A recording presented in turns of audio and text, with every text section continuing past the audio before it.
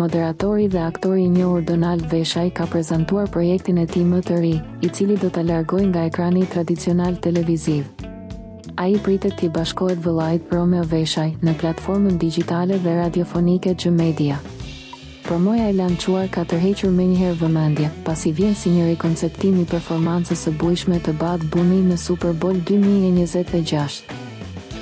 Në vend të Shteteve Amerikane që përmendi artisti në skenë, Donaldi zgjodhi të rendis emra politikanësh shqiptar, duke e mbyllur me një frazë që la vend për diskutime: "Më e mira, Zegjine.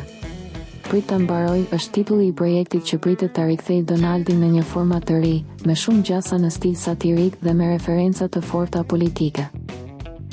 Nga pamjet promocionale dallohen shumë të rinj dhe elemente që kujtojnë frymën e emisionit Më lër të flas, megjithse forma përfundimtare e produksionit ende nuk është zbuluar.